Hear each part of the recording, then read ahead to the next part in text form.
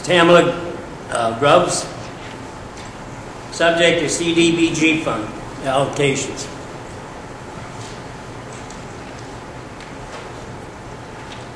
Happy New Year.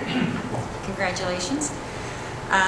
Thank you for the opportunity to speak on behalf of Main Street Elyria, the board, and the downtown building and business owners for the needed assistance towards the revitalization of our historic downtown.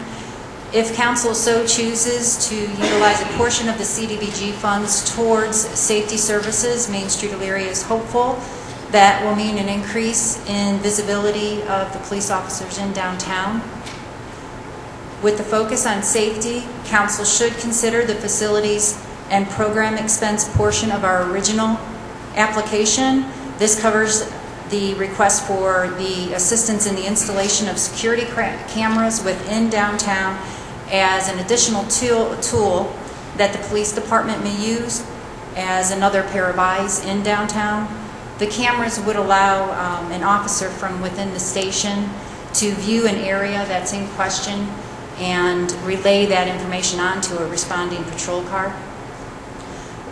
Creating a clean and safe environment, as well as adding to the safety of our officers with the use of the cameras in downtown, will promote business growth, which in turn creates revenue. I have copies, additional copies, quotes, and also an incident report for downtown for 1 year.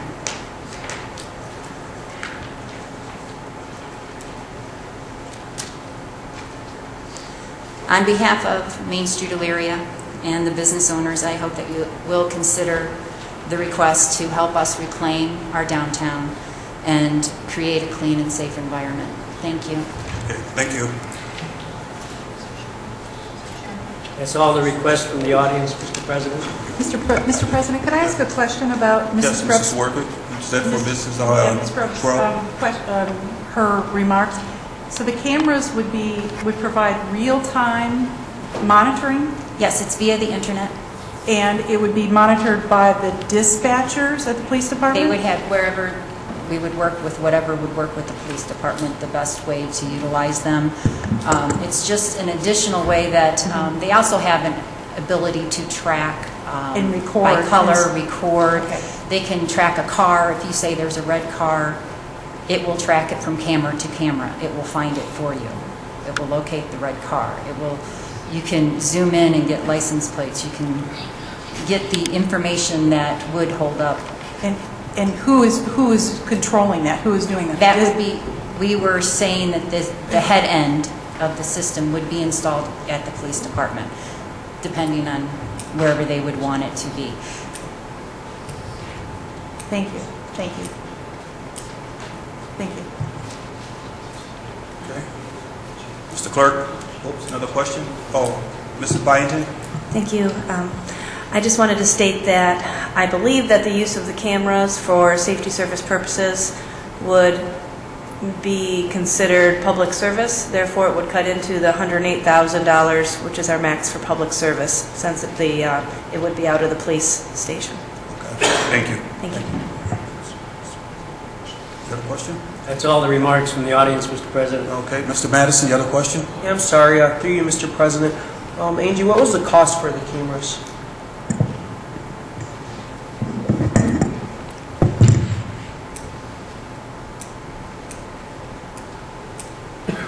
Six cameras located in downtown would be approximately $45,000.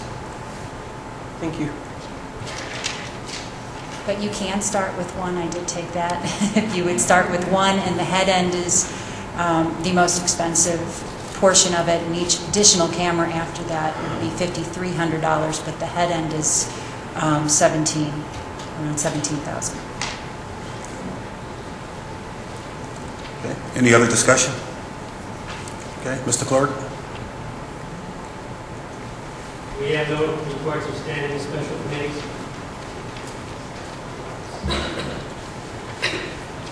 Okay. Resolutions, first reading. We have none, Mr. President. Resolutions, second reading. We have none, Mr. President. Resolutions, third reading. We have none, Mr. President. Ordinances, first reading. Sponsored by the Community Development Committee, an ordinance authorizing the mayor to solicit proposals for professional services and enter an agreement to hire a primary and backup plans examiner and declaring an emergency. Mr. President. Yes, Mr. Callahan. Mr. President, I move this ordinance be passed on its first reading under suspension of rules and declare an emergency. Second. It's been moved and seconded. Discussion. Question. Mr. Tanner. Yes, as I jumped the gun before, back to it. Again, this ordinance, I think best for mainly for the audience, it's the hiring of a primary and backup plans examiner, and we've done it years past, I know. But would someone explain actually what this is for and why we, I guess, have to hire someone to do it rather than in-house? Mr. Eichelhaus. Yeah, thank you, Mr. President.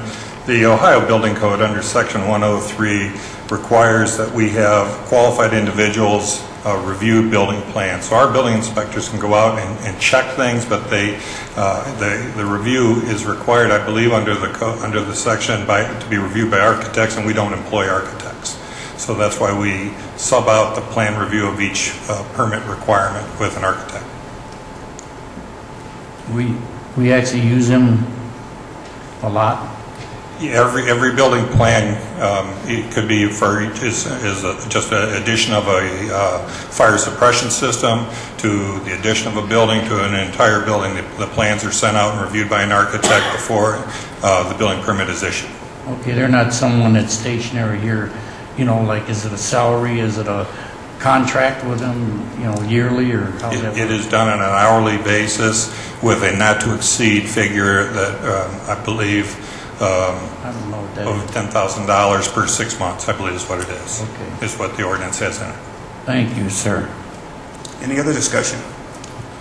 Question? Mr. President, I have a couple questions. Mrs. Warka? Couple things through you, Mr. President.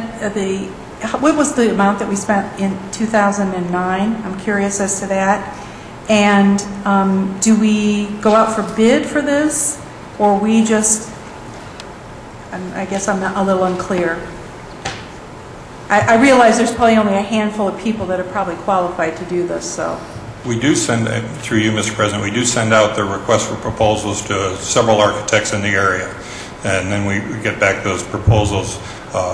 As far as the actual dollar amount last year, I don't know. None of us have an expenditure guideline. I don't know if you could help me, Mr. Pileski. I don't have it in front of me, but I believe it's in the area of $12,000 for 2009. Thank you. Any other discussion? Question. Okay, question on the motion. On the suspension, those in favor use the voting sign aye. Aye. Opposed is nay. On the emergency, those in favor use the voting sign aye. Aye. Opposed is nay. On the passage, voting sign aye. Opposed is nay. Aye. Okay. Ordinance 2010-2.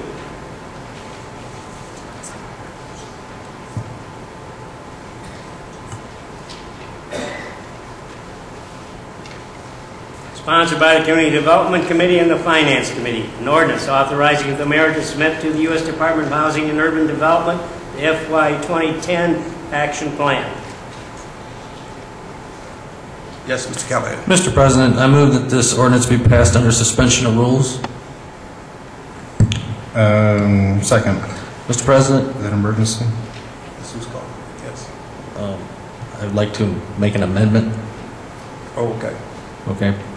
I'd like to make a motion to make an amendment to add the emergency clause to the ordinance. Second concurs. Okay. Okay, on the amendment, those in favor use the voting sign aye. Aye. Opposed is nay. Motion carried. Okay. Now on President? Yes. Would somebody tell me the reason for the emergency? So that we can make sure that if we're going to pass this as an emergency, that there is a reason stated, because we have to have, other than a standard clause, there has to be a specific reason for the emergency. Okay. Mrs. Byington? Thank you, Mr. President. HUD doesn't require, but they prefer that the annual action plan and the 5-year consolidated plan are submitted together at the same time, and the consolidated plan is due January 15th. Therefore, we're requesting that they both pass, if they pass tonight, by emergency. Thank you. then I would ask that the motion basically is to add an emergency clause to provide that the plan has to be submitted to HUD no later than January 15th, 2010.